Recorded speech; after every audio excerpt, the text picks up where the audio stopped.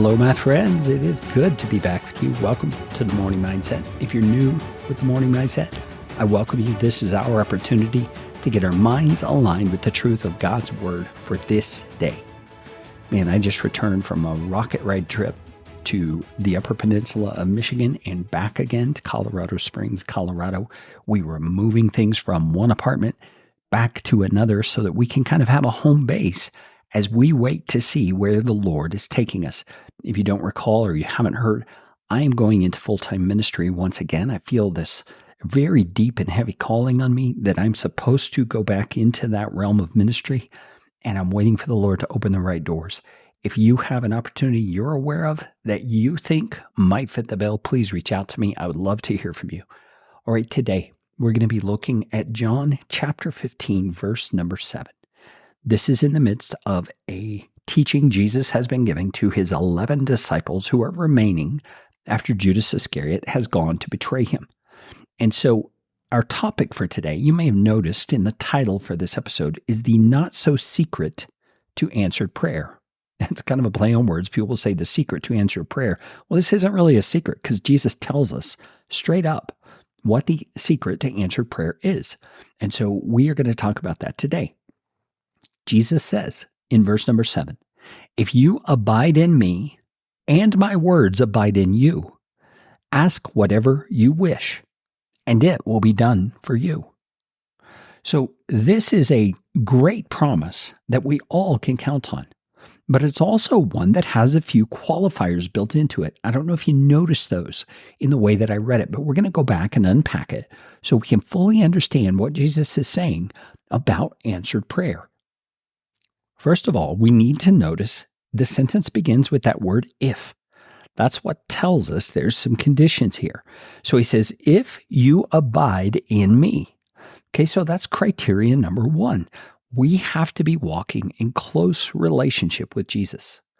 Now think about any other relationship that you have in life.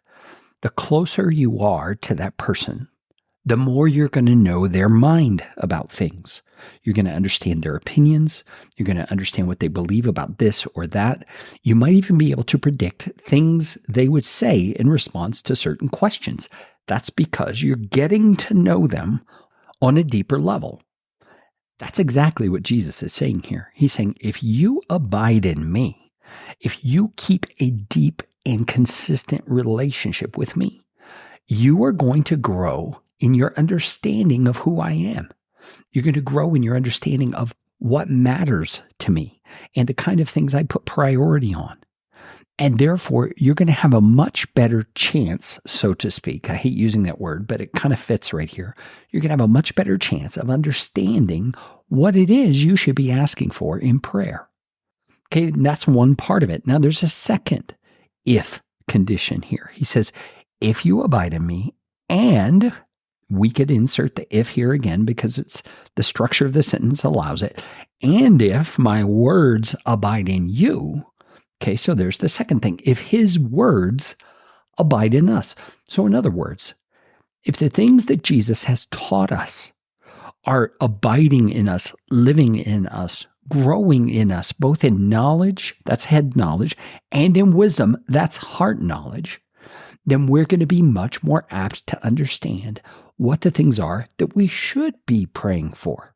And you see what Jesus is telling us here is that the closer we are to him and the better we understand his words and with wisdom can apply it to circumstances and situations, the better we're going to know what to ask for. That's why he says, ask whatever you wish and it will be done for you, because the things that we wish in that circumstance are the things we know he desires, the things we know he has taught us are his will. So friends, this isn't such a secret after all, is it? The real key is to be walking in close harmony with Jesus as our living Lord, as our very life, as Galatians chapter 2, verse number 20 says. Friends, we are on the hook to live a life of communion with Jesus. And as we do that, he grants us this awesome privilege of partnering with him in the matter of prayer, that we can ask for things He wants to do in the world and that He's all about, and the Father is going to come online and do those things in response to our requests. So Jesus, teach us how to know your heart and teach us how to have your word abiding in us so that we can be more effective in our prayer lives. So we'll know what to ask for, we'll know how to ask for it. We might even understand some more about the timing with which we should ask, Lord. Most of all, we just want to be a part of what you're doing. So please teach us in this, grow us in our understanding, and empower your kingdom work through us.